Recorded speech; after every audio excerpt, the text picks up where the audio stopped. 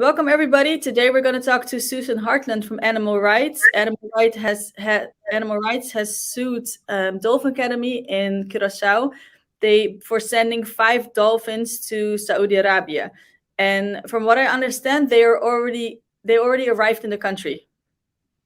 Yes, they were unfortunately shipped what we believe is against court orders on June 6th. And we haven't confirmed the Jeddah Aquarium and the Fakieh Aquarium has not put anything on their pages yet, but we do know that that's where they were headed. We got from a whistleblower that they were preparing to send 5 young dolphins to Saudi Arabia to swim in a tiny cement tank. And so we looked it up, we made an article about it and got a lot of attention because there's a lot of concern from employees, former employees, public, that these animals were going to a terrible place and it would be a slow death for them. After that, we had got word that they might be shipping the dolphins as early as end of May, early June. So what we did was we had a little bit of trouble finding an attorney. So we finally got one that was recommended to us, and he's been wonderful. So our attorney and reps from both sides went to court on June 2 to argue whether or not these animals should be transferred. Our argument, of course, was animal welfare, sending them from 40,000 cubic meter freshwater enormous facility to a small, tiny cement tank with chlorinated water was not going to be healthy, and that breathing in sandy air from the desert was, of course, going to be devastating and potentially a death sentence for them. So we argued animal welfare, we argued some CITES articles, and the next day the judge agreed with us. So he said in his judgment, the summary judgment that we received on June 3rd, that he prohibited the dolphinarium to transfer the dolphins to Jeddah or anywhere else upon the court seeing a permit for their transfer. And of course, unfortunately, they shipped them overnight on June 5th or 6th in the night. We knew the plane was there. And what do we know about these dolphins? Well, we know they're 5 young, very young dolphins, 2 males, 2 females that have been living in their family groups. They were born in captivity. Yeah. Our understanding is when they were preparing to be shipped, they had separated. These 5 were separated from the groups, and they were stressed out and hopping and crying. So that alone is really terrible. And of course, to ship them off to a desert aquarium is horrific.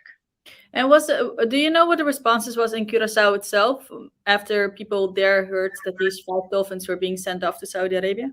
People were very angry. We got I unexpectedly got a lot of attention on this. People in Curaçao, a lot of the media, we heard from a lot of individuals, parents. We heard from a lot of former trainers and whistleblowers that people were very, very concerned about this move. They thought the animals should stay where they were. They think that the dolphinarium, of course, was doing the absolute wrong thing by these animals by selling them. Yeah, we got a lot of feedback on that. And also selling them to, shipping them so far. It's a whole different. Yeah, a cement tank in the desert, essentially, where they would have very little space, where they would be subjected to desert storms, windstorms, sand in the air. They'll be forced to perform in a tiny tank all day. And if you're not performing, you're in a holding tank, which is even smaller. From their website at Fakieh Aquarium, it says that they'll also have swim with programs. So again, the dolphins are going to be forced to endure people riding around on them. You are still trying, your organization is trying to get the dolphins back from Saudi Arabia, ship them to Curaçao. What needs to be done for that to happen? Do you think it's a real possibility? It will be difficult. It costs, according to the aquarium, it costs about $1 million for them to be shipped in a special plane. Of course, nobody sees it, so we have no idea how they were, how they were transported. And all of these things, of course, are always done in secret. Like the fact that they were even trying to hide this from the public, it shows that they knew that it was not the right thing to do, and they didn't want to get that negative. So we are hoping that the judge will agree that the permit was invalid, stating the animal welfare concerns, that they were going to a facility that had in a country that has little to no animal welfare laws or protections, into a much, much smaller facility where they will have to be, subjected to eating dead fish and doing tricks for humans. And if he agrees with that and annuls the permit or blocks the permit that they may have or may not have already, he will fine them for shipping them, which is 200,000 Antillean guilders for each dolphin, and potentially for each day they're gone until they can bring them back. So the catch is Saudi Arabia, of course, doesn't fall under any of our laws, so they're under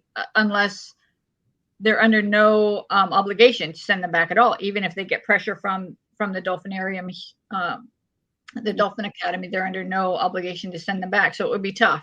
The best thing we can hope for is that they would agree and send them back, do the right thing and send them back, and the dolphinarium gets hit with a lot of fines. And you just mentioned it, but like, how do you go from, because Curaçao, Saudi Arabia is far. Do they completely ship them? Do they go by air? Do you know any of them? They go by air.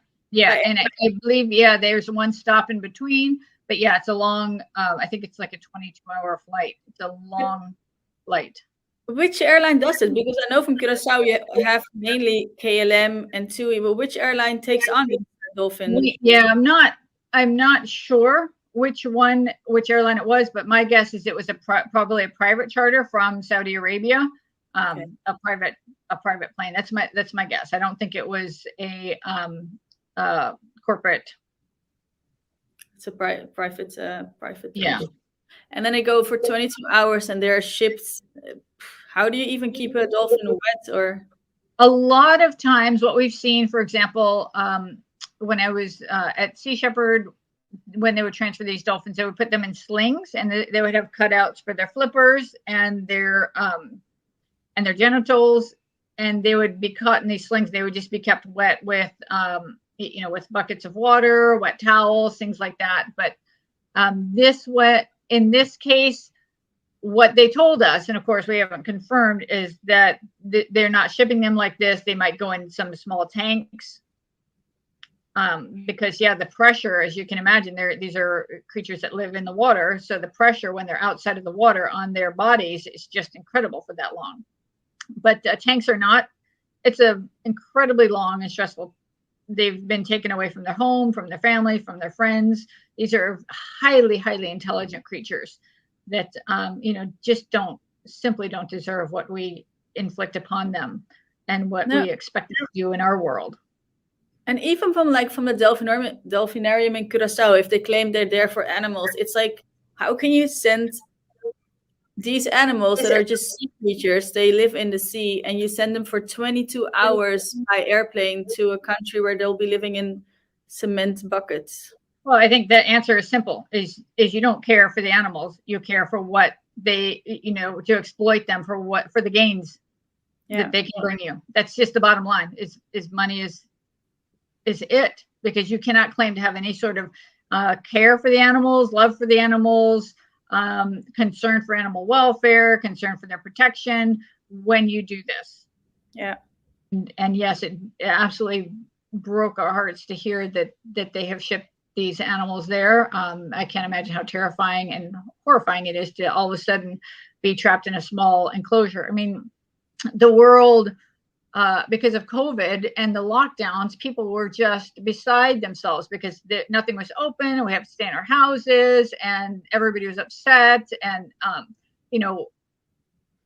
finding it very hard even though you could come and go, you could still go to the store, you could still go outside. I feel like we should connect more of that experience that people did not like to be trapped in their homes, even, to what we're doing to these animals. That is the one thing I did not understand, that people, when the lockdown was over in the Netherlands, then that people went to the zoo. My brain couldn't comprehend that you complained so much about being inside and being stuck, and then you're so happy to go to the zoo, and you don't make the link in your own head that, okay, just like we didn't like it being stuck and we were not really stuck because we could go outside, but then you go with animals that are stuck in one spot forever. But yeah, that's the disconnect between humans and animals. That's also why you have animal rights, I have the animal reader. Like, it's the disconnect that people have, and we don't. Yeah, we think it's okay for us. It would be bad if we were confined in a space. That would be the worst thing we can imagine. But for animals, for some reason, we as a world accept that it's okay. And especially what you also said, that these are young dolphins that were sent there, so that makes them, like, with adult dolphins the same, but it always like gets a little bit more when it's also young animals being transported, because imagine just how scared they are and how unnatural it must feel. And then you arrive there, and of course in Curaçao you hear either Papiamento or English or Dutch, and then you hear a complete different language. And yeah, exactly. You're thrown into a place, you don't know what's expected of you. You're forced to do tricks to eat dead fish in a small tank where nothing's familiar. You don't have the sounds of the ocean. You don't have anything familiar. It's got to be absolutely terrifying, and it is heartbreaking that this happened, and infuriating, honestly. But yeah, and we just hope that the attention we can raise on this is not only can help these animals, but also make people make the connection. Don't visit these facilities. They're not good for the animals. They do not have the best interest of the animals at heart. It's simple. It's a financial endeavor for them. And also animal welfare rules in animal welfare regulation in Saudi Arabia is also not. If they have any, they're not. There's like not a standard. They don't even have a lot of human rights, laws or protections. So the animals fall even farther down from that. Yes, and there's very few animal welfare, let alone any animal rights laws to protect these animals. Yeah, so you can't even see what happened. I hope you find people in Saudi Arabia who can film if they are there or something to get more information, because you have no idea how these dolphins are gonna be treated there. Yeah. So we're, like I said, we're continuing to follow up, and we'll get some information. But yeah, it's these industries, and I know you're going to talk about it later on. But even with Booba the elephant, we fought to keep her here, and she was moved quietly. Yeah. Saying even though we have laws here, so we also have to uphold the laws that we have. Thank you so much for the interview, and we'll keep following you to see updates on the dolphins and hopefully on a good outcome. Yes, yeah. Like I said, June 28th, 9 a.m. in Curaçao, which is about 3 p.m. or 1500 here. We'll have the next hearing. So we'll have someone on, our campaign leader, Anna will be there, and we will keep everybody informed on